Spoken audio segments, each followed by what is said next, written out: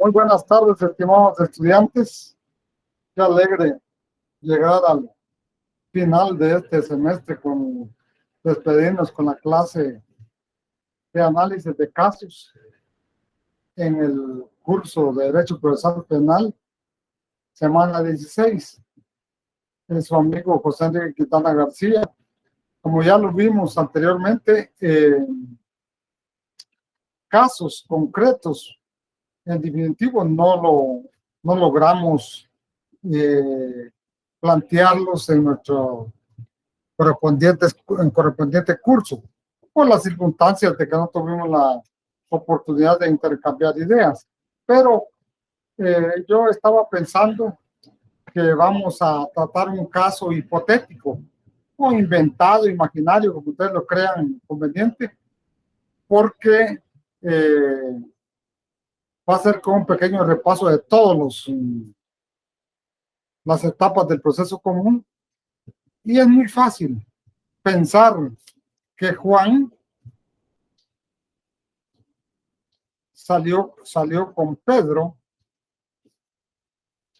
Juan salió con Pedro a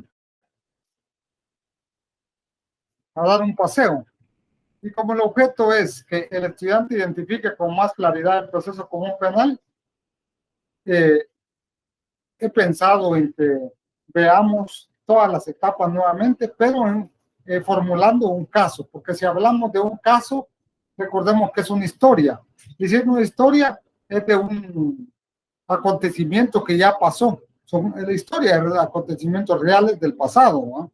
Entonces, vamos a imaginar que Juan como primer sujeto y Pedro como segundo sujeto salieron a pasear siendo amigos. Estos dos personajes muy amigos. Los dos portaban armas de fuego, pero en virtud que a ambos también les gustaba el aguardiente, ingirieron tanto aguardiente que llegaron al extremo de no saber, o sea, pues no identificarse como tal, como amigos, ¿verdad? Y discutieron, perdieron la cabeza a través del licor y sucedió lo peor.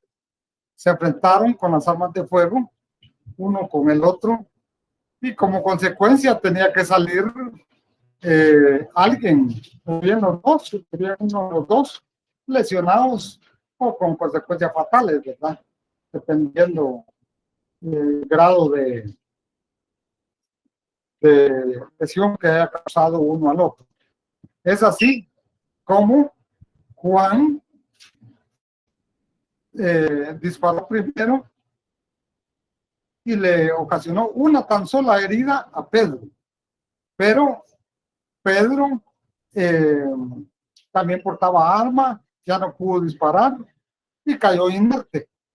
Pero Juan, como era supuestamente amigo, reaccionó al ver caer a Pedro. ¿Y qué sucedió allí? No huyó Juan, no, que lo que hizo fue permanecer en el lugar, tratar de auxiliarlo, pues se dio cuenta que estaba fallecido, avisó a las autoridades y con el consecuente situación de que fue en presencia de testigos, personas porque se dieron cuenta, había cámaras en el lugar, y él no huyó. Llegó la autoridad, o sea, la fuerza pública, la Policía Nacional Civil, él le manifestó lo ocurrido y les hizo ver que lo hizo en defensa propia porque el otro le había sacado el arma. Ambos tenían las armas. Los dos portaban licencia de portación de arma de fuego. Bueno, lo primero que hizo la Policía Nacional Civil, como lo establece el artículo 112 del Código Procesal Penal, cumplí con sus obligaciones, detener de conformidad al artículo 6º, 7º y 8º de la Constitución de la República de Guatemala al presunto responsable porque se recuerda que el artículo 6º establece que una detención es legal cuando sucede un hecho flagrante o por orden del juez competente. Si bien es cierto, en ese momento a los agentes de la Policía Nacional Civil no les contaba de vista los hechos, pero aún lo hallaron con el arma en la mano, asustado, confeso, y recuérdense que la ley establece también que se considera una aprehensión en flagrante delito cuando todavía se encuentra en el lugar o se encuentra con instrumentos del delito. Y si el arma que portaba era un instrumento del delito, entonces lo tomaron como flagrante, ¿verdad? Y lo detuvieron, entonces había una detención legal.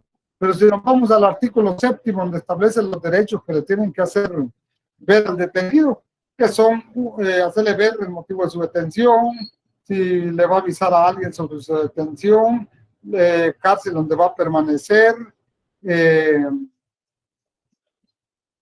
Bueno, se le hacen ver esas situaciones y también recuérdense que ahí mismo en ese artículo establece de que la policía tiene la obligación de ponerlo a disposición de los tribunales a más tardar en el plazo de 6 horas, siendo por esto que la policía lo que hace posteriormente es hacer la prevención policial, que es uno de los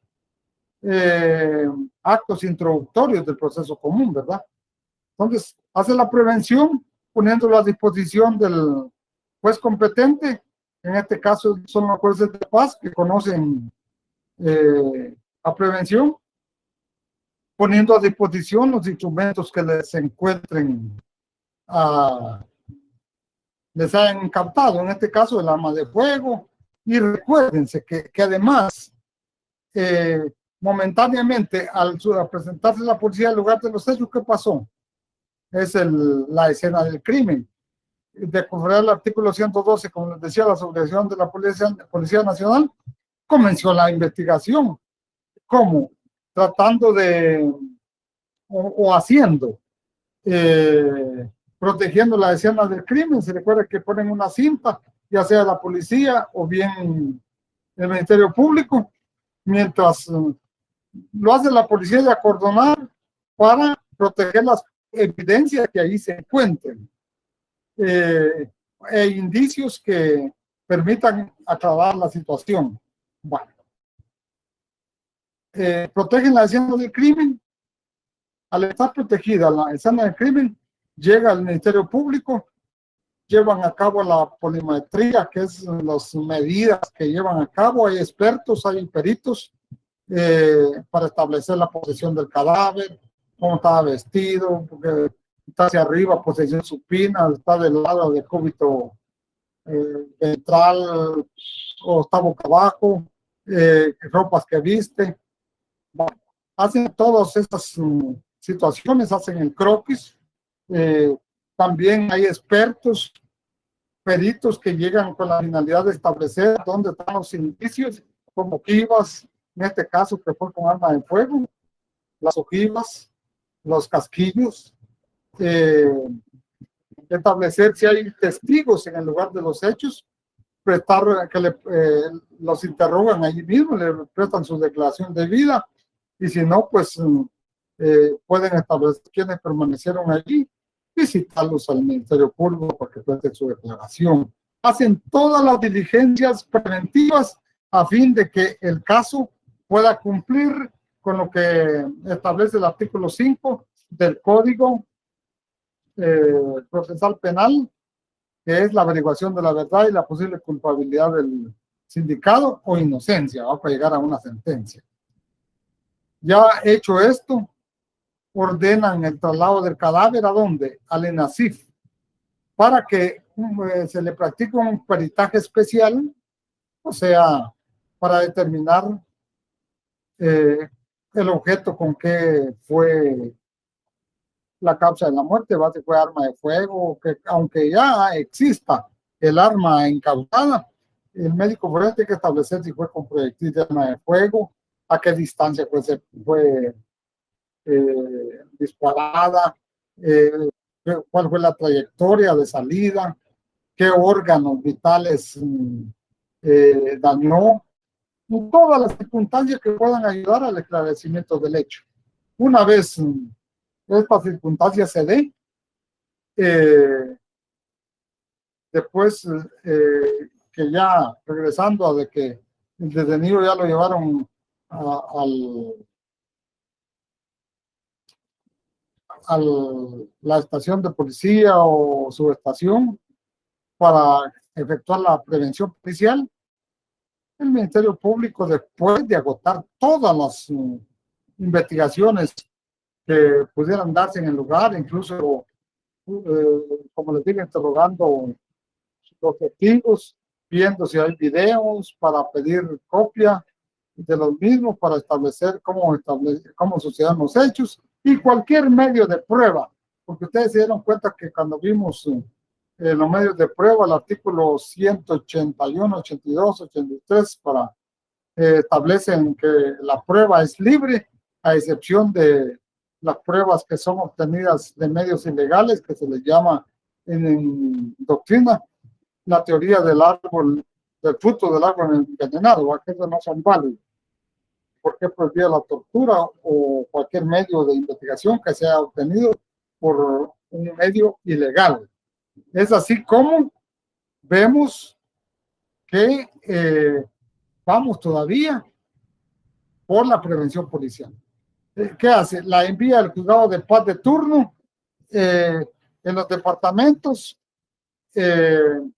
Viene el juzgado de paz, bien sea día hábil o inhábil, porque recuerde que es por detención por flagrante delito. Aunque hablaba de que él había confesado que había sido por defensa propia, porque ambos se habían enfrentado, etcétera. Pero esto se tendrá que probar ante el tribunal respectivo. Se presenta al tribunal. ¿Qué hace el juez de paz? Como le hace saber el motivo de su detención, y como no es un delito que no es de su competencia, porque si lo vimos anteriormente, según el artículo 123 del Código Penal, vimos que quien diera muerte a una persona, la pena imponer, comete el delito de homicidio simple, y la pena imponer de 15 a 45 años, o a 40 años, algo así. Si esto fuera así, ¿qué sucede? No es competencia de un juzgado de paz, porque el juzgado de paz tiene competencia de conocer hasta 5 años, ¿verdad? Entonces lo que hace es hacerle saber el motivo de su detención al detenido, levantando un acta correspondiente, y en virtud de no ser de su competencia ese delito, se inhibe de seguir conociendo y lo manda a que se trasladen las actuaciones al juzgado competente, que será el juzgado de primera instancia penal, ¿va? Una vez hecho esto, si se tratara, un ejemplo que fue un día sábado, un día inhábil, el juzgado de paz lo va a ir trasladando al juzgado de primera instancia en los departamentos, por lo menos el lunes o martes al juzgado de primera instancia. El juzgado de primera instancia, en ese lapso cayeron de 10 a 20 detenidos. Ya le toca a él, a este detenido de que estamos hablando, que sería Juan, el turno número 20. El juzgado, por tratarse de que lleva 20 presos y solo logra oír 4, que realiza una serie de audiencias, pero las audiencias son de otras solicitudes. De primera declaración, logra en el tiempo normal, logra oír a 4 detenidos. Entonces, si dividimos 20 por 4, quiere decir que él lo va a oír dentro de 5 días. Lo que no se da de comprar el artículo 9. Se recuerda que dice que del 9 o 9 de la Constitución, que establece que todo detenido debe que declarar ante juez competente dentro del plazo de 24 horas, y eso incluye a partir de la hora que fue detenido, lo cual sería ilegal, pero los juzgados determinan o justifican que por imposibilidad material, o sea, imposibilidad de mucho trabajo que tienen, entonces ellos resultan oyéndolo en el turno que le corresponde. En este caso, pónganle que dirían que son 20 detenidos, por ejemplo, serían entre 4 o 5 días lo van a oír, lo cual no es correcto, pero en la vida práctica se da. Ahora, a nivel de la ley, pues se lo establece que debió crecer en 24 horas. Allí lo manda ya conociendo, teniendo las diligencias, el juzgado de primera instancia, cuando le corresponde su turno para que le oiga, lo manda a extraer, lo manda a traer o extraer de las cárceles públicas con la custodia respectiva para su primera declaración. Y en la primera declaración, el juzgado de primera instancia penal, de conformidad al artículo, se recuerdan, 81, le va a dar las advertencias preliminares. Advertencias preliminares. Es decir, que le va a hacer ver que ahí se va a resolver su situación jurídica, que tiene derecho a un abogado de su confianza, si no se lo va a poner de oficio, que no está obligado a declarar en contra sí mismo, como regula el artículo 16 de la Constitución, ni en contra parientes, que si no declara, eso no va a ser usado en su contra. Y luego sus generales de ley. Luego tenemos el 82, artículo 82 del Código Procesal Penal, que regula el desarrollo de la primera audiencia. Luego de la primera audiencia, en la primera audiencia, ¿qué se va a conocer? Primero, que el Ministerio Público le va a imputar los hechos, le va a decir qué es lo que tiene en su contra. ¿De dónde va a sacar el Ministerio Público la imputación? De la investigación preliminar que ya llevó a cabo cuando se presentaron a levantar el acta de rigor sobre el cadáver, se va sobre las cámaras, sobre los testigos que escuchó, sobre los agentes captores que escuchó y todos aquellos elementos de convicción que haya tenido a su alcance el Ministerio Público. ¿Se dan cuenta? Y le va a imputar los hechos, porque usted, el señor Juan N., el día tal, a tales horas, encontrándose en tal lugar, con arma de fuego, le provocó una herida un disparo de arma de fuego en la sien derecha o en cualquier parte del cuerpo que haya sido, al señor fulano tal, por lo cual perdió la vida instantáneamente, o etcétera. Ahí será todas las circunstancias que el Ministerio Público le esté imputando. Bueno, una vez le imputa los hechos,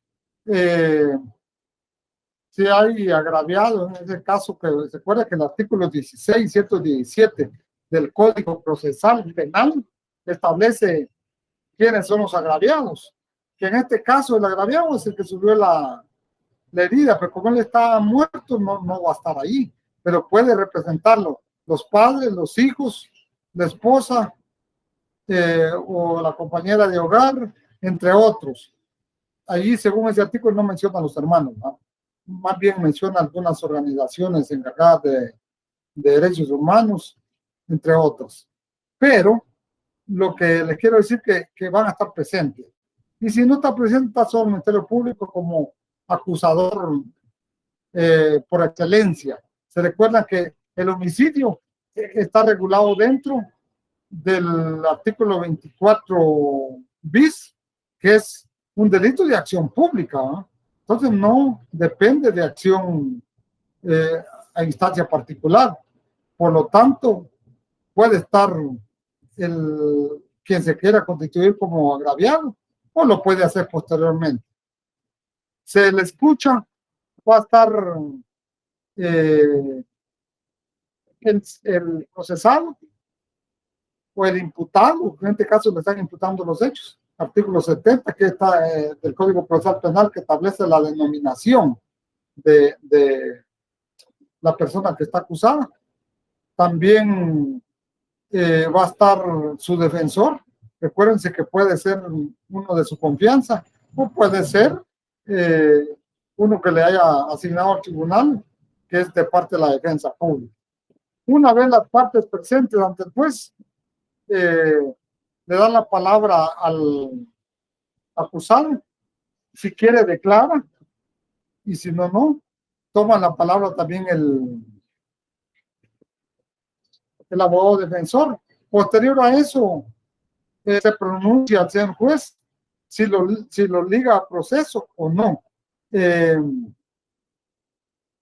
Recuérdense que si lo liga a proceso,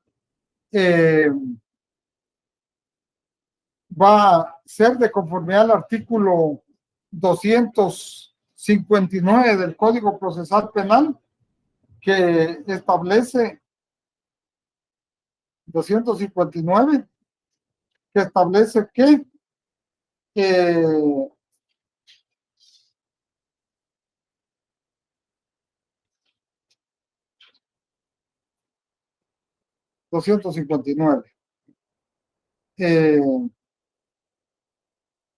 establece prisión preventiva. Se podrá ordenar la prisión preventiva después de oír al sindicado cuando medie información sobre la existencia de un hecho punible. Si el Ministerio Público aportó indicios que pueden creerse que Juan, en el caso hipotético que estamos comentando, haya cometido el delito, el juez lo va a ligar, máximo si por un homicidio, lo va a ligar a proceso, le va a motivar prisión preventiva de conformidad al artículo 259 del Código Procesal Penal, porque recuérdense que en este caso no le puede otorgar ninguna medida que establece el artículo 264 ni 264 bis del Código Procesal Penal, porque se trata de un homicidio, ¿no? Bueno, lo manda a prisión. ¿Qué inicia para ustedes ahí? Vamos, porque aquí estamos viendo la etapa preparatoria, se inició ahí. ¿Qué van a hacer? Ahí se va a levantar un acta, que no solo que queda en audio, grabada en audio en los tribunales, sino que además levantan un acta. El asistente del juez, o sea, el secretario, levanta un acta que se le llama acta sucinta. Ahí se va a hacer ver quiénes fueron los que participaron en el acta, qué decisiones tomó el juez en esa audiencia. ¿Te recuerdas que esa audiencia llevó a cabo de conformidad al artículo 81 y 82 del Código Procesal Penal, que son la primera audiencia, declaración o indagatoria? En esa declaración se va, además de que quedan en las circunstancias, el Ministerio Público va a pedir un tiempo para llevar a cabo la etapa preparatoria. Y recuérdense que la etapa preparatoria, si la persona queda detenida, le va a dar para que termine esa etapa, le va a dar un plazo de ¿cuántos días? Un plazo de 3 meses. 3 meses, porque la persona está quedando detenida de conformidad al artículo 323 del Código Procesal Penal. Le va a dar 3 meses para que investigue. Bien, puede darle un mes, le puede dar un mes, 2 meses o 3 meses como máximo al Ministerio Público para que reúna todos los medios de investigación, para que una vez concluida su investigación pueda plantear su acusación. ¿Cuáles son los medios de prueba? Repito, el artículo 181, 82, 83 en adelante establece los medios de prueba porque hay libertad de prueba. Dentro de ellos, reunir especialmente peritajes, porque se recuerdan que iba a haber un expediente en la carpeta judicial de fotografías de la polimetría, fotografías cómo estaba el cadáver, del lugar, entonces ahí se va a dar las circunstancias de modo, lugar, forma y lugar, o sea que se va a acoplar que sí el detenido fue, o sea, el sindicado, Juan, estaba en el lugar, sí cometió el hecho y que sí ocurrieron los hechos. Porque primero también va a recopilar en ese tiempo el Ministerio Público, como es su obligación de conformidad al artículo 46, 107, 108, que es el principio de objetividad y obligación del Ministerio Público, va a reunir todas las pruebas que estén a su alcance para poder acusar. Pero además de esto va a pedir no solo los peritajes, puede pedir también allanamientos, registro de lugares y cosas para encartar objetos. También va a solicitar informes al INASIF para que remita el informe de la autopsia, o sea, el peritaje especial. ¿Para qué? Para determinar en primer lugar que sí falleció. Segundo, por dónde ingresó la bala, todas las circunstancias, qué fue lo que le causó la muerte. Además de que ya sabemos que fue una bala, pero no sabemos qué parte importante del cuerpo le ha tocado. Entonces son peritajes especiales. Con esta base sustentada, el Ministerio Público al llegar los 3 meses que le dio, o la fecha que le dio el tribunal para que terminara su investigación, va a presentar la fase conclusiva, que está dentro todavía de la etapa preparatoria. Y en esa etapa conclusiva, ¿qué va a hacer? Una fase oral y una fase escrita y una oral. ¿Cuál es la fase oral? La oral va a ser que la escrita va a ser que va a presentar la acusación con todas las circunstancias de los hechos, argumentando cuál es el delito que cometió, por qué lo cometió, cuáles pruebas tiene, todas las circunstancias, qué pena le solicita o puede hacerse acreedor por el hecho cometido. Luego, que presenta la acusación ante el Ministerio Público, ¿qué va a suceder? ¿Qué pasamos ahí? A la etapa intermedia, ya la segunda etapa, ¿verdad? Pasamos a la segunda etapa, en este caso de homicidio que cometió Juan en contra de Pedro. Repito, este caso me lo estoy inventando, pero porque es un caso hipotético, no estoy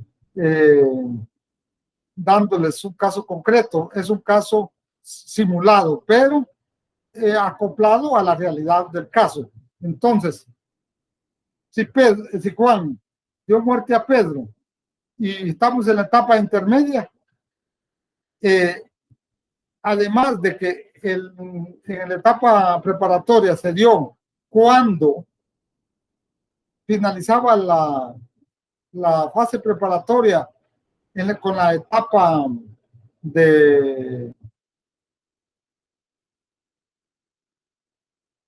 para presentar la acusación, también ahí se hizo ver qué día y hora estaba señalando el tribunal de primera instancia para la etapa intermedia. Llegó el día de la audiencia de la etapa intermedia. Bueno, estamos en la etapa intermedia. Allí, de conformidad al artículo 340 del Código Procesal Penal, allí establece la etapa intermedia, que va a ser otra audiencia oral, porque la fase escrita ya la hizo el Ministerio Público porque fue la acusación. Entonces va a ser la fase oral con la audiencia que, de conformidad al artículo 340 del Código Procesal Penal, se va a llevar a cabo. Siempre no olviden que todas las audiencias se dan como con base al artículo 81 y 82 también, porque se toma lo preliminar y el desarrollo de la audiencia. También el artículo 340 ya es exclusivo para la etapa intermedia. Entonces, ahí, ¿qué es lo que se va a dar? El Ministerio Público va a plantear la acusación, le va a dar lectura para convencer al juzgador, al juez de primera instancia, que es el contralor de la investigación, de que sí hay indicios suficientes para que el Juan sea llevado a juicio oral y público, porque tiene tales y tales elementos de convicción. Recuérdense que ahí no son pruebas, son elementos de convicción que van a servir en el juicio para que sean valorados como prueba. El juez, con base, le va a dar la palabra, que ahí van a estar presentes todas las partes siempre, ¿no? La palabra al acusado, le va a dar la palabra a su defensor, y lo que tengan aceptados como parte podría ser el creante adhesivo, además del Ministerio Público, ¿verdad? Pero en definitiva, en estos casos, lo va a llevar a juicio oral y público. Entonces, ahí mismo señala otra audiencia, el juez señala otra audiencia para la proposición de la prueba. Proposición de la prueba, porque recuérdense que las etapas de la prueba son: la etapa se ofrece, se propone y se diligencia. En el diligenciamiento que se va a valorar, ¿no? Pero en este caso se va a ofrecer ofrecimiento de la prueba, artículo 343 del Código Procesal Penal. Va a ofrecerse la prueba, porque si no se ofrece esa prueba que corresponde en el 400, en el 3,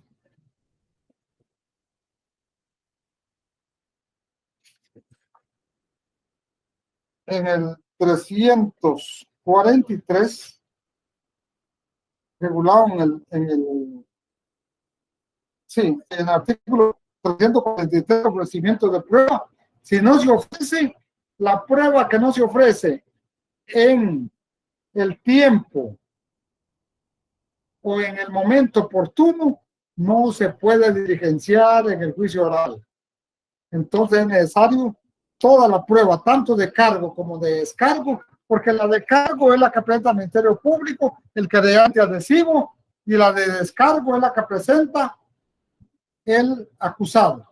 Entonces, esa prueba debe que diligenciarse, debe que ofrecerse, de conforme al artículo 443, después de que se ha mandado a juicio. Entonces, de conforme al artículo 344 del Código Procesal Penal, se va a notificar a las partes que el tribunal está integrado, porque recuerden que las diligencias de conforme al artículo 345 del Código Procesal Penal, el juez de primera instancia las remite al juez de sentencia, al tribunal de sentencia. Pero el tribunal de sentencia va a notificar que se integra. Se integra es porque es un juzgado colegiado, un tribunal colegiado. Tribunal, no juzgado. Colegiado. ¿Por qué? Porque va a estar compuesto de 3 jueces, un juez presidente y 2 vocales. Y se notifica a las partes para que estén enterados quiénes son los jueces que van a participar en el juicio oral o debate. Porque si hay alguien que tenga alguna objeción o algo, una excusa o recusación que hacer contra un juez, que lo haga en el momento oportuno, para ir por la vía de los incidentes. Entonces, entramos a la otra fase. que es la etapa de juicio oral público.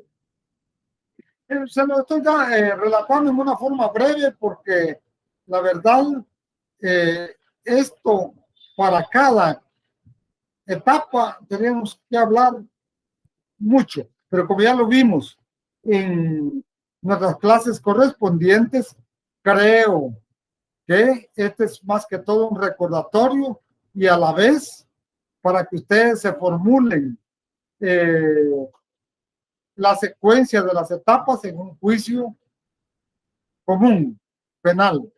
Entonces, decíamos que estaba en la etapa de debate, juicio oral y público. Ya integrado el tribunal, recuérdense que en la ya integrado el tribunal, el que preside la audiencia es el juez presidente. El juez presidente preside la audiencia. Y recuérdense que una vez el juez se han señalado día y hora para el debate, se dará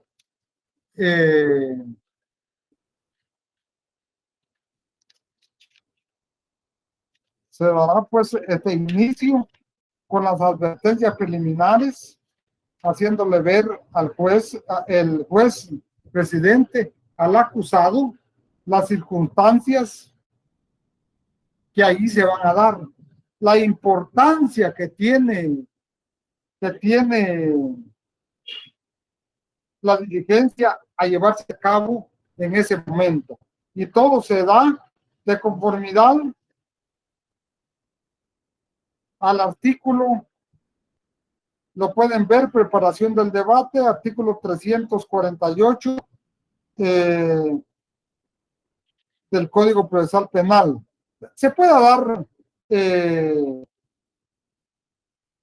un anticipo de prueba. Esto es cuando alguien se va a salir del país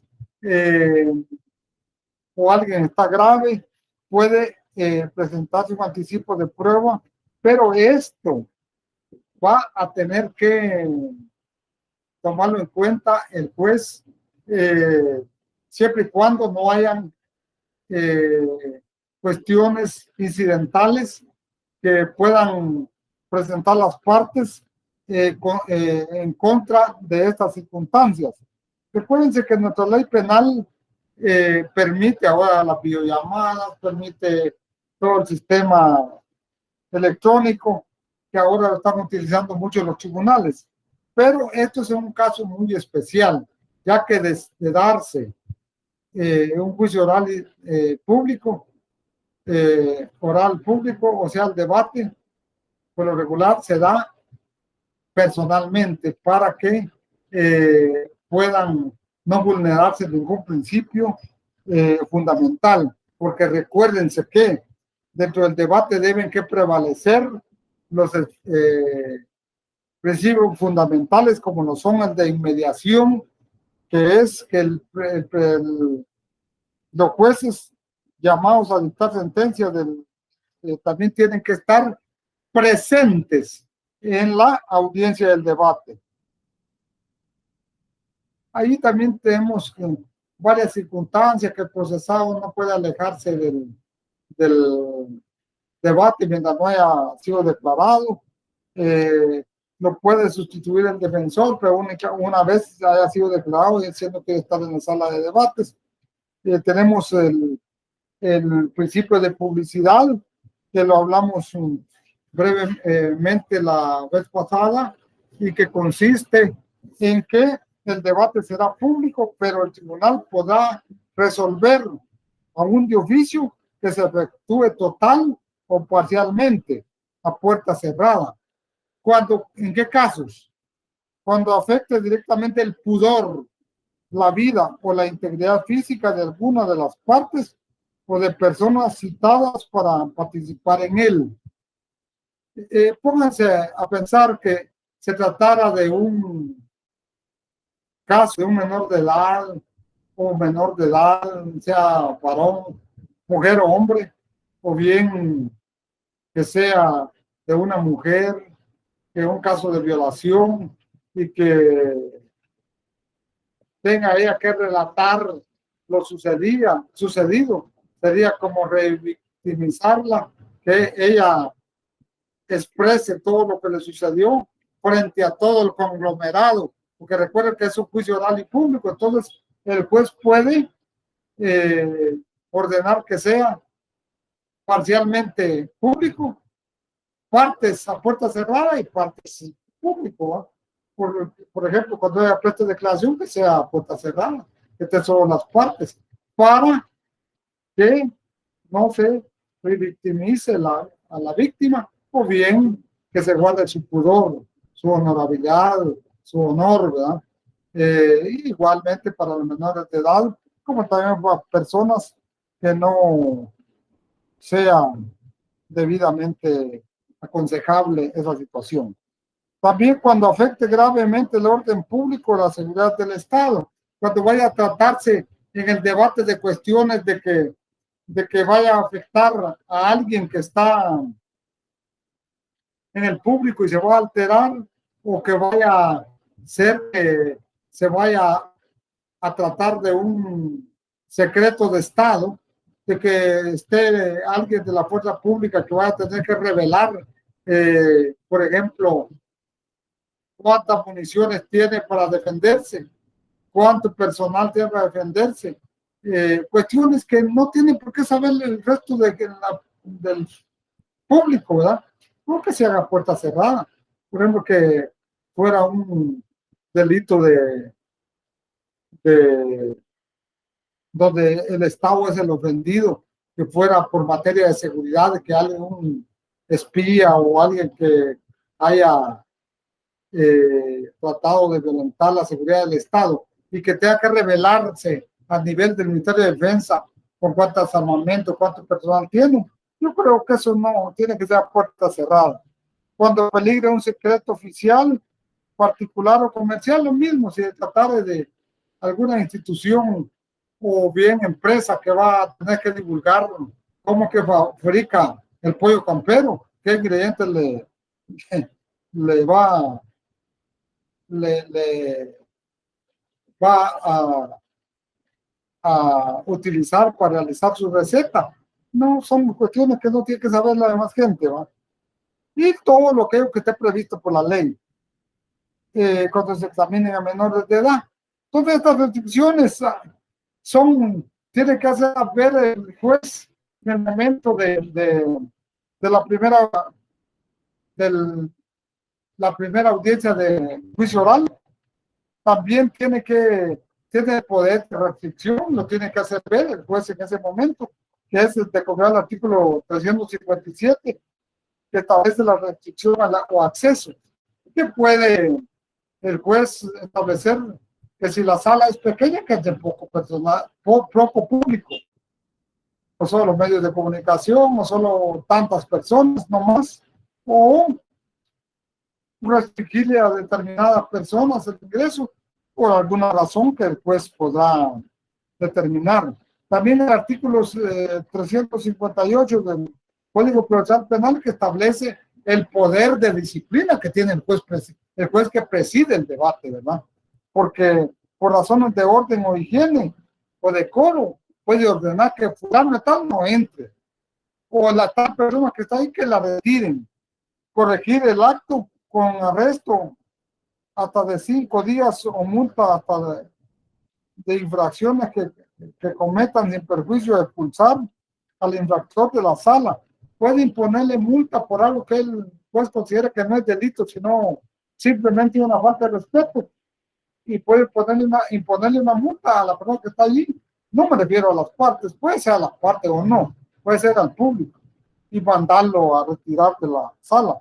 O sea que el juez presidente tiene un poder exclusivo allí de coerción, que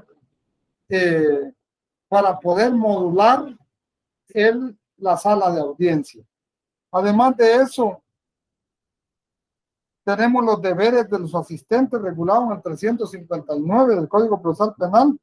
Quienes asistan a la audiencia deben permanecer respetuosamente y en silencio. Fíjense que cuando uno ingresa a una sala de audiencia en la vida real, lleva teléfono, tiene que apagarlo. Ahí le prohíben estar tomando fotos, estar grabando. Hay varias prohibiciones que no deben quedarse ahí. En caso contrario, lo van a expulsar de la sala o lo van a, pueden hasta multarlo. No se diga también, como les hablaba en la clase que dimos de esta situación, que si se tratara del mismo defensor y no va decorosamente vestido, acorde a esa situación especial que se va a dar en esa audiencia, también el pueblo puede mandar a que se presente como tal o sustituirlo por otro abogado. Lo mismo puede ser con el Ministerio Público. O sea que es una audiencia muy especial. Y lo primero que se hace en la audiencia es establecer si hay oposición o hay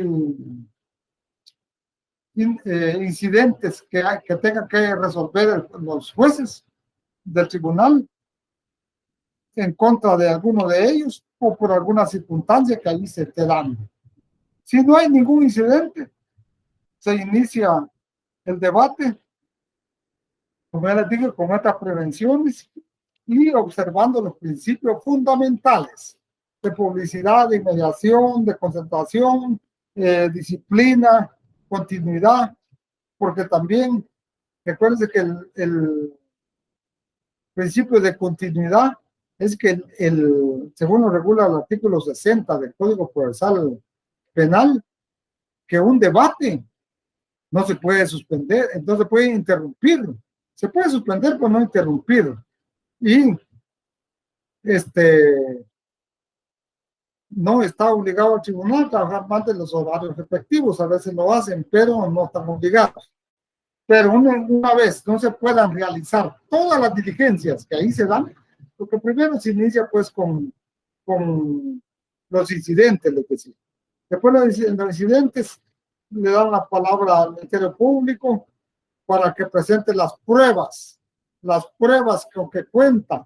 Y dentro de las pruebas, recuerden que hay pruebas escritas, hay pruebas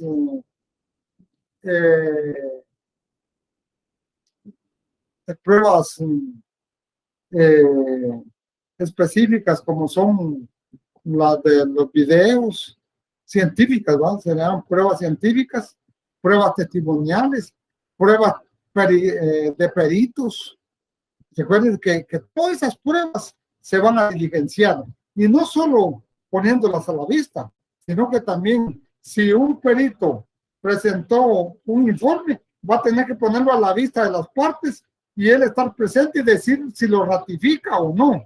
Y a la vez puede ser sujeto en ese momento del debate a interrogatorio, tanto por el Ministerio Público como por el juez, como también por el abogado defensor. Puede ser, como también cualquier peritaje escrito, puede rebatirse a efecto de, por supuesto, si es un abogado defensor, va a tener que ver cómo interroga al perito a efecto de desacreditarlo, porque si un perito que emitió un dictamen no es el idóneo, porque póngale que fue un médico el que dio el peritaje de la autopsia. Ellos son expertos, ¿no? Pero tienen que tener, por ejemplo, una experiencia de qué tiempo.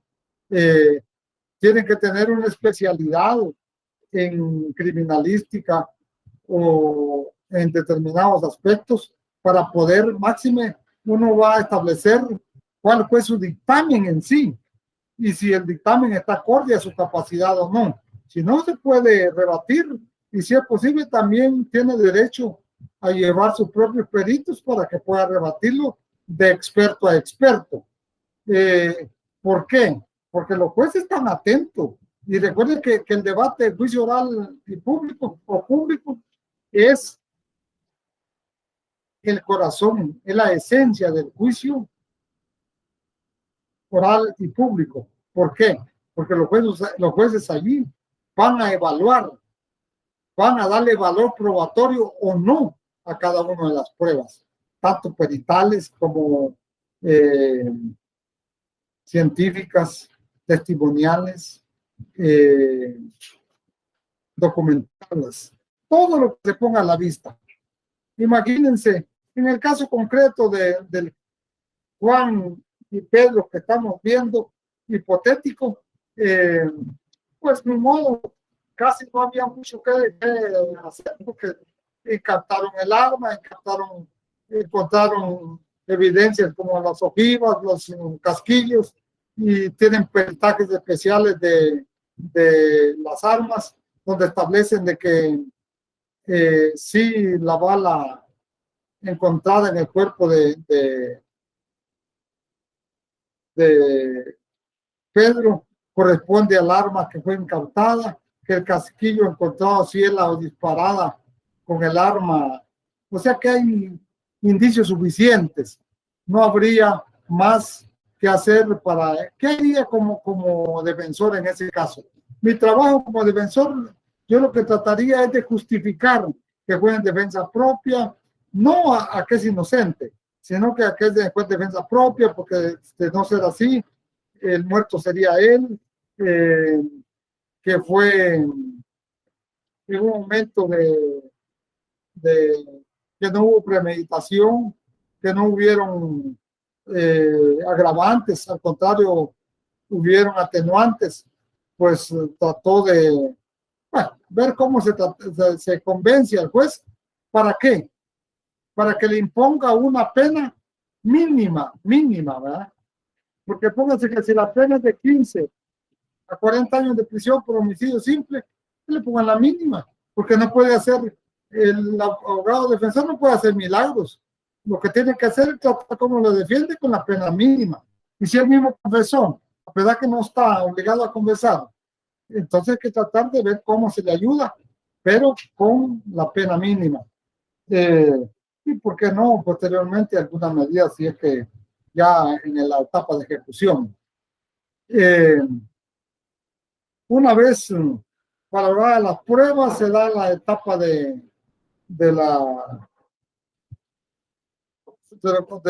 entran a la etapa de las conclusiones, que donde le dan la palabra al Ministerio Público, luego al defensor, se da las réplicas, donde cada quien establece si está de acuerdo con la valoración que le dieron los jueces a las pruebas, o por qué no está de acuerdo, porque puede ser que los testigos no fueron contestes en sus deposiciones, o sea que no dijeron lo mismo, no se contradijeron, y que se le ha dado valor probatorio. Entonces puede decir que debido a esto y esto no estamos de acuerdo, porque los testigos no son, se contradicen, ¿verdad? Entonces lo que más se cree que son falsos, ¿verdad? Que no está pidiendo la verdad. Bueno, hay muchas circunstancias que se pueden dar ahí para tratar de ver cómo se desvanecen las pruebas. Pero en el caso, como les digo, que están todos en contra, es bastante imposible. Luego entran los jueces a la etapa de deliberación para poder determinar en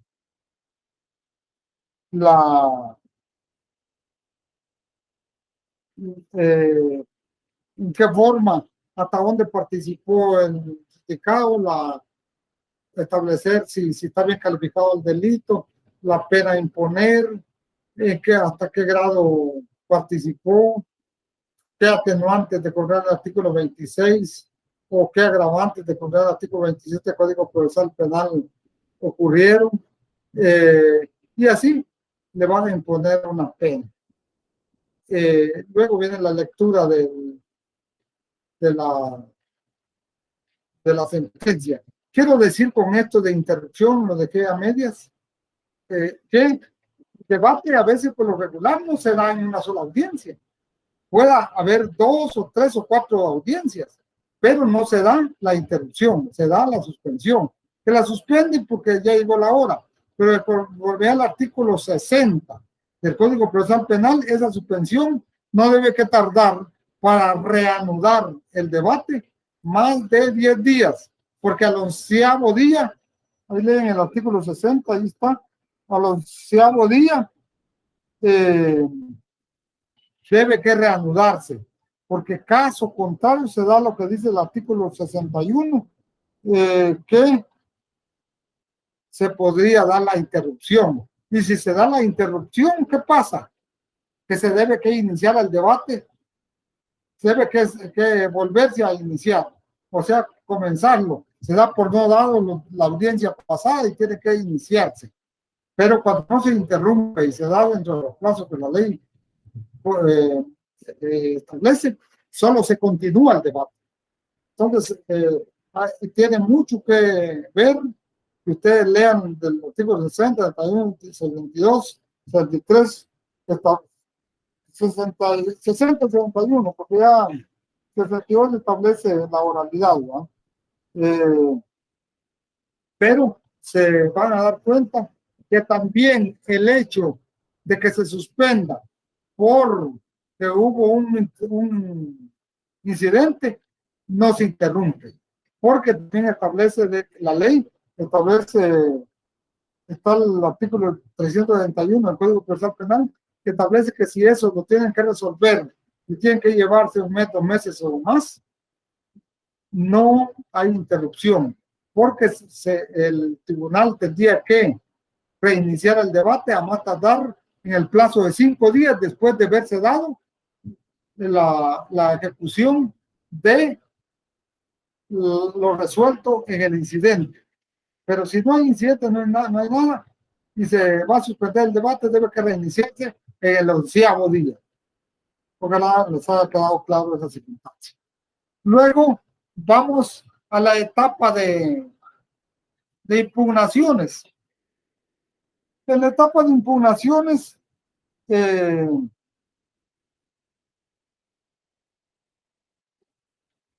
lo acabamos de ver, que está en el libro 3º del Código Procesal Penal, ¿verdad? Que son a partir del artículo 398.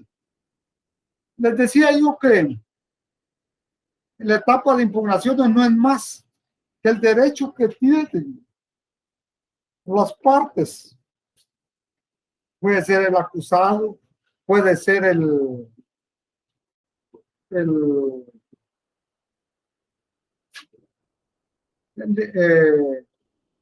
Ministerio Público o el que antes decimos, de impugnar cualquier resolución que no, para las partes no te ajusta de derecho o que no le conviene, porque tendrá que exponer por qué no le conviene. Bueno, es lógico que no le va a convenir porque está dictada en su contra, pero si fuera en contra de la sentencia, imagínense, ¿qué le va a gustar que le hayan puesto 15 años? No va a estar de acuerdo, pero si no está de acuerdo el sindicato o el condenado, que presente una apelación, porque sería una apelación una apelación especial que tendría que presentar en el plazo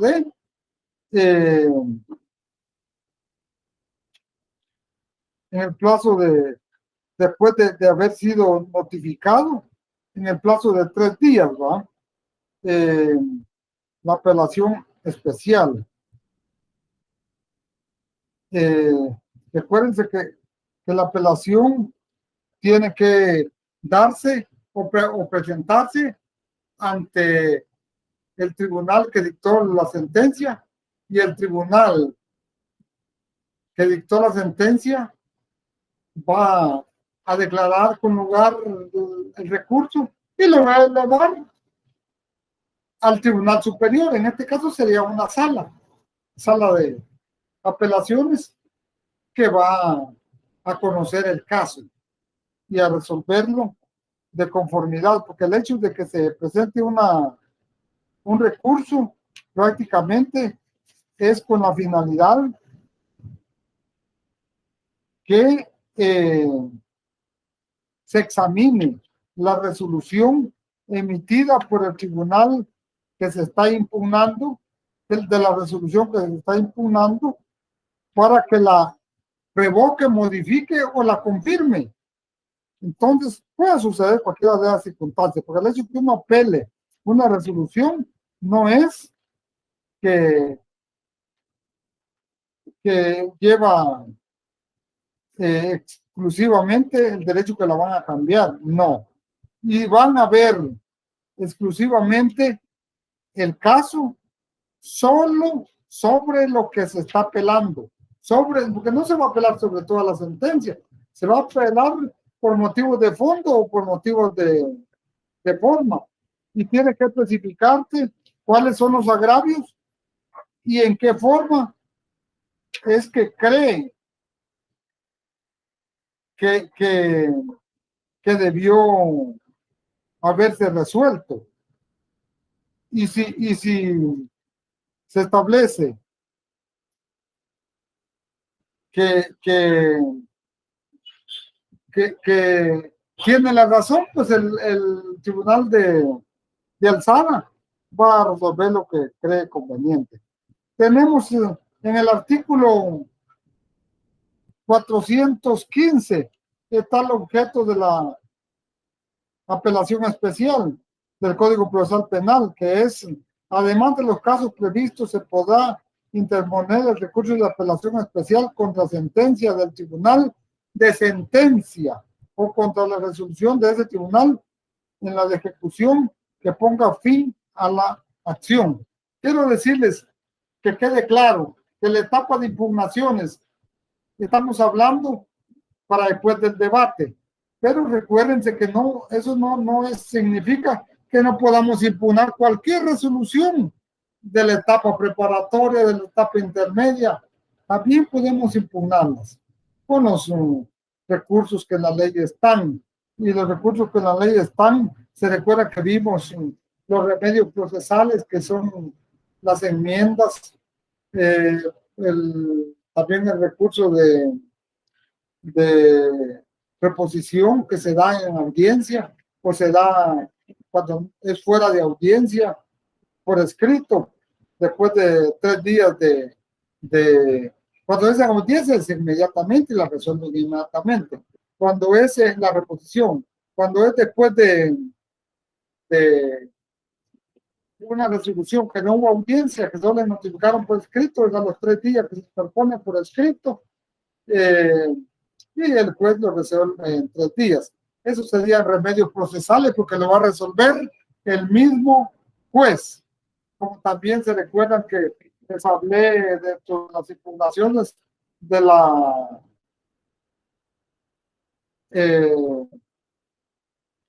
del recurso de queja. Este consiste de que es y está regulado en el artículo 412, y este se da en la procedencia cuando un tribunal haya dictado determinada resolución a la cual se está interponiendo el recurso de apelación. En este caso, ya les dije de colgar el artículo 143, no, 41, 48 y 43 de la ley de reglamento judicial, establece qué clase de resoluciones. Hay resoluciones de trámite, o sea, decretos también de trámite, que es lo mismo. Resolución de trámite o decreto de trámite, ¿va? Que es uno. Están los autos que le ponen fin a cualquier resolución, pero no son sentencias, y están las sentencias.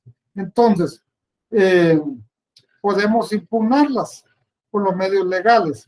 Y si hemos interpuesto una apelación, si el medio idóneo que corresponde a la apelación y el juez considera que no da el trámite porque no procede la apelación y nosotros estamos seguros de cumplir la ley que es la apelación, entonces corresponde interponer recurso de queja para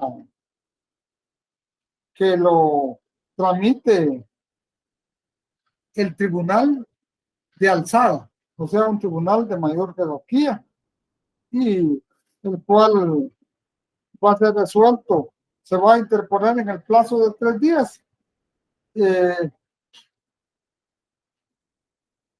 Dentro de 3 días, 24 horas para que envíe el tribunal de ACU, o sea, el que se está indicando que no quiso resolver, le da 24 horas para que resuelva y el tribunal de alzada lo va a resolver en 24 horas. 3 días para interponer queja, 24 horas para que envíe la papelería o remita la papelería y 24 horas para que resuelva el tribunal de alzada. Tenemos también el recurso de casación, que ese es el que se interpone ante la Corte Suprema de Justicia por las resoluciones emitidas que no estamos de acuerdo. ¿Por quién? Por las salas. Si nosotros apretamos la apelación y no fue a nuestro favor y consideramos que nos corresponde el derecho, porque también no vamos a imponer recursos solo por dilatar, porque también hay castigo o hay multas por esas circunstancias. Entonces, interponemos el recurso de casación y ese recurso de casación se interpone ante la Corte Suprema de Justicia, siempre por motivos de fondo o por motivos de forma debidamente justificables.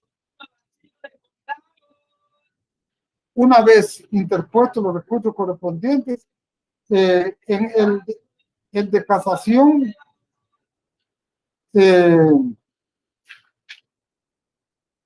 se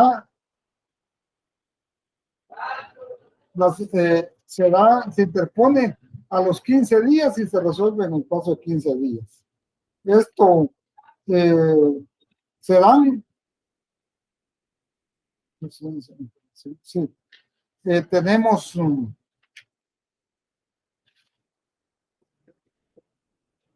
para darles el artículo de base legal, artículo 443, estoy hablando de la casación, artículo 443 del Código Procesal Penal. El recurso de casación deberá ser interpuesto ante la Corte Suprema de Justicia en el plazo de 15 días de notificar la revisión que lo motiva, con expresión de los fundamentos legales que lo autorizan. Solo se tendrá por debidamente fundado cuando se exponen de manera clara y precisa los artículos, incisos que autoricen el recurso, indicando si es por motivo de forma o de fondo. Esto prácticamente les quiero decir de que esto, para dar una clase de la casación, nos llevamos por lo menos un par de horas, porque esto es bien amplio. Yo saqué un diplomado de casación que es bastante amplio. Entonces, quiero decirles de que lean debidamente. También vamos a ver por último el recurso de revisión. Y decíamos que el recurso de revisión es aquel que se interpone ya en aquellos juicios ya ejecutoriados. A la hora de ejecutoria, quiere decir que ya no hay recurso ni notificación pendiente. Ya el caso lo está conociendo un juez de ejecución. Y en este caso, también les hablaba yo sobre cuando una persona considera de que ha sido condenada injustamente y hay un medio de prueba que no se vio en el juicio y él tiene cómo probarlo, puede pedir, aunque ya esté sentenciado y esté cumpliendo la pena, un recurso de revisión, bien por circunstancias que le ayuden cuando una ley nueva tenga una pena inferior a la que él está purgando. Entonces puede también interponer recurso de revisión ante el juez de ejecución para que sea revisado su condena y pueda ser beneficiado por la nueva ley que establece. Luego tenemos la etapa de ejecución, que esa la vimos en la clase anterior, que es los procedimientos específicos. ¿Se acuerdan que vimos que el Ministerio Público, cuando considera el artículo 464 del Código Procesal Penal, vimos el procedimiento abreviado, cuando el Ministerio Público establece que hay que es suficiente una pena a imponer a alguien. En este caso concreto del que le estamos mirando, de Juan con Pedro, no cabe un procedimiento abreviado. ¿Por qué no cabe? Porque recuérdense de que según el artículo 464 establece de que es el juez de primera instancia que puede otorgar el procedimiento abreviado, pero en los casos que no pase la pena de 5 años. Aquí el Ministerio Público no va a poder solicitarle 5 años como pena suficiente a Juan, porque la pena a imponer, según el artículo 123 del Código Penal, establece que es de 15 a 40 años de prisión. Entonces ahí no le puede pedir 5. Entonces no cabe el procedimiento abreviado, ¿verdad? Pero sí, hablando de el artículo 492 del Código Procesal Penal, que establece claramente la ejecución penal. Entonces esta sí es la última etapa del código del proceso común, y podríamos decir que el condenado podrá ejercer durante la ejecución de la pena todos los derechos que la ley le establece a partir del 492 del Código Procesal Penal, 493 ejecutoriedad de las condenas. Ayer hablábamos de los cómputos, hablábamos del artículo 19 de la Constitución de la República, hablábamos también del artículo 62 en adelante de la ley del sistema penitenciario. Quiero decir, en la clase, no, con usted no me falta, con usted me falta esta clase. No, ya se los di. Lo que me falta, sí, me falta con los de estudiantes de diario. Sí, entonces ustedes ya están bien claros de la etapa de ejecución que vimos. Es necesario que veamos y leamos que no están codificadas todas las leyes en una sola. Eso tienen que ver en lo que es la ejecución penal, porque lo tenemos en el Código Procesal Penal, artículo 492, que nos establece todas las etapas de ejecución. Tenemos la Constitución de la República, que nos establece en el artículo 19 los centros penales y a cargo de quién está la custodia y las medidas y controles respectivos que se deben que llevar, porque en la ejecución penal es que se da que los jueces que tienen a su cargo la ejecución penal son los jueces de ejecución.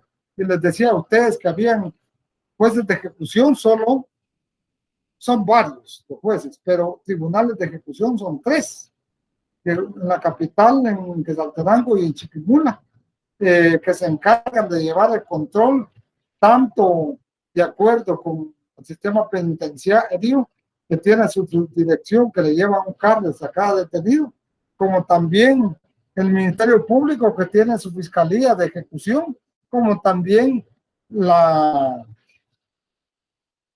Defensoría Pública, que tiene defensores exclusivamente para llevar esos controles de los detenidos, porque los detenidos tienen derecho por trabajo, tienen derecho por buena conducta, tienen derecho por estudio y por cualquier otra circunstancia que sea de beneficio para ellos, pues debemos que tomar en cuenta que la prisión es una rehabilitación, según la ley guatemaltecas, para que los detenidos sean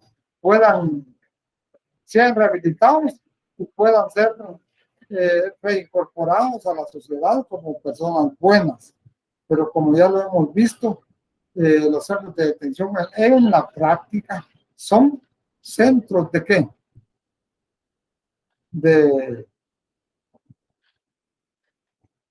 Para perfeccionarse en la delincuencia.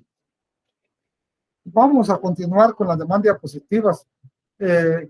Las etapas ya las vimos. Este es un repaso prácticamente de todas las etapas, ya viendo un caso imaginario, porque aquí me lo inventé, lo quise platicar, lo hacía a la ligera, pero a modo que estuviera claro para que cada quien se forme su propia hipótesis y establezca que la ley tiene sus formulaciones en cada etapa, se dan, hay una serie de solicitudes, pues se pueden dar cuenta que vimos los procedimientos específicos, ¿va? Donde se podía dar criterios de oportunidad, se podía dar la suspensión de la pena, la pena, la libertad condicional, medidas sustitutivas, etcétera.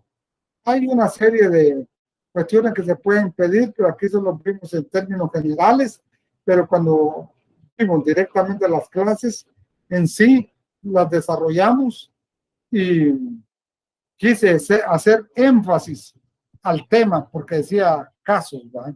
Entonces, por eso, esta diapositiva espero habérselas definido de una forma sencilla, pero clara, ¿verdad? Ahora aquí está la diapositiva que tenemos a la vista para irlas viendo, porque de aquí vienen las preguntas, no se olviden. No tanto de la exposición de mi clase, sino que de las diapositivas que tienen relación con la clase, por supuesto, ¿no? Que ya vimos. Tenemos aquí que el homicidio simple se comete homicidio quien diere muerte a alguna persona. Entonces, quien diere muerte, si la pregunta es quién comete homicidio o qué delito comete quien diere muerte a una persona, homicidio. Porque recuerden que el homicidio no es solo, hay homicidio calificado, hay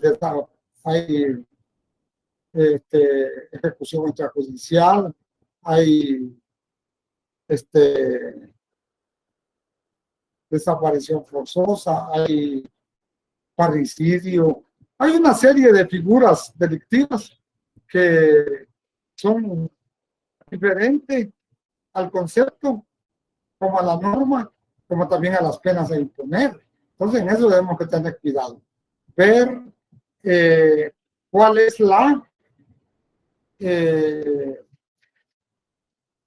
en qué norma se encuadra la figura del delito que se está viendo para poderlas calificar en el código correspondiente.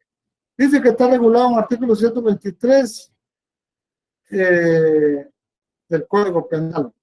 La detención legal, la detención está en el artículo 257, que ustedes van a encontrar regulado como la aprehensión.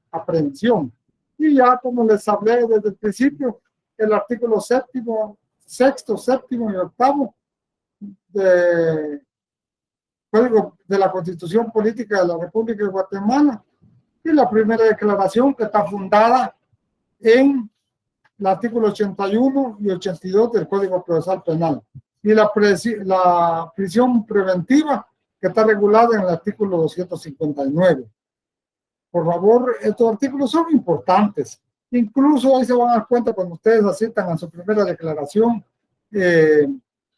como defensores se van a dar cuenta que tener en mente estos artículos, porque también, además de que se pide que de comunidad, porque uno siempre va viendo que como defensor a favor de su patrocinado, pide que de comunidad el artículo 272 que se declare la falta de mérito. En la primera declaración no se puede pedir clausura o sobreseimiento, archivo, nada, no, lo que se pide en la esa es la etapa intermedia, pero en la primera clase se puede pedir la falta de mérito, siempre y cuando se acuerda que hablábamos del artículo 262, 63, que no haya peligro de fuga ni obstaculización a la verdad, lo cual se puede garantizar con antecedentes penales, policiales que se presentan, cartas de recomendación, recibo de luz para garantizar el arraigo, carta del alcalde de residencia.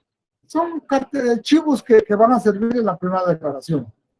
Y aquí que les decía que la etapa preparatoria en la averiguación de la verdad, el Ministerio Público deberá practicar todas las diligencias pertinentes y útiles para determinar la existencia del hecho con todas las circunstancias de importancia para la ley penal. Porque el artículo 309 es el que fundamenta la etapa preparatoria. Le estoy aclarando esto porque van a haber preguntas de esas. La etapa intermedia, la audiencia intermedia tiene como finalidad discutir sobre la pertinencia del requerimiento fiscal. La base legal de la audiencia de la etapa intermedia es el artículo 440. Todo esto ya se lo di queriendo desarrollar un ejemplo que les di con el caso de Juan y Pedro. Ahora, la etapa de debate es el juicio oral público. A partir del artículo 348 en adelante, el artículo 354 tiene los principios de mediación. El debate se realizará con la presencia ininterrumpida de los jueces llamados a dictar la sentencia del Ministerio Público, del acusado y su defensor y los demás partes. Bueno, si les digo en qué consiste, por ejemplo, les pregunto en qué consiste el principio de inmediación, la presencia del juez en la audiencia, ¿va? Porque esa es lo que viene de ese principio, que tiene que estar presente en todas las audiencias. No se diga en el debate, ¿va? Y la etapa de impugnaciones, que está regulada a partir del 398 del Código Procesal Penal en adelante. Las resoluciones judiciales serán recurribles solo por los medios en los casos expresamente establecidos. No podemos estar recurriendo por medios de comunicación, por comentarios ajenos, porque de nada sirve, solo va a tomarse en cuenta lo que en la ley está regulado. Y la etapa de ejecución, el condenado podrá ejercer. Tomen en cuenta, porque de aquí vienen las preguntas. El condenado podrá ejercer durante la ejecución de la etapa todos los derechos y las facultades que las leyes penales, penitenciarias y los reglamentos otorgan, planteando ante el juez de ejecución todas las observaciones que estime conveniente a partir de la... Esto está regulado a partir del artículo 492 del Código Procesal Penal. La legislación aplicable, pues ya se las mencioné. No voy a obviar. Y las preguntas que tengo en este caso son la pregunta número 1. Indique cuál es la primera etapa del proceso penal común guatemalteco. Sencilla, ¿no? Pregunta número 2. ¿Quién diere muerte a alguna persona comete el delito de? Pregunta número 3. La presencia ininterrumpida de los jueces en las audiencias consiste en el principio de. Pregunta número 4. Las resoluciones de los jueces solo pueden ser recurribles, ¿por qué medios? Pregunta número 5. Los condenados pueden ejercer sus derechos y facultades que la ley les otorga ante qué juez. Quise tomarme siquiera un par de minutos para darle las gracias a cada uno de ustedes. eh, porque en realidad el día de hoy es la última clase que tuve el honor de participar con ustedes. Espero que esta réplica, este recordatorio o de todo, prácticamente de todo el curso, pero en una forma breve que les di en esta vez, haya entrado en ustedes un poquito, ampliado más su conocimiento, y les doy las gracias de veras infinitas por ser ustedes unos excelentes estudiantes, y espero de que pronto sean mis futuros colegas, y les deseo lo mejor de los éxitos y que salgan solo 100 en sus exámenes. Así es de que muchas gracias por su atención, y si Dios quiere, pues en alguna de las ocasiones nos vemos, y si no, pues fue un gusto para mí tener la oportunidad de haberles impartido este curso, aunque les digo, no soy el perfecto, tal vez no el adecuado, pero quise plasmar ante ustedes mis conocimientos hasta donde se pudo, sin egoísmo, y ojalá ustedes, al ser ya profesionales también, si les dan la oportunidad de impartir clases, lo hagan sin envidia, con el objeto de que sus estudiantes puedan asimilarlo mejor y compartir lo que se nos ha enseñado y lo que hemos puesto en práctica como ya profesionales en la vida, ya en la práctica. Así es de que nuevamente muchas gracias, hasta que Dios lo permita. Saludos.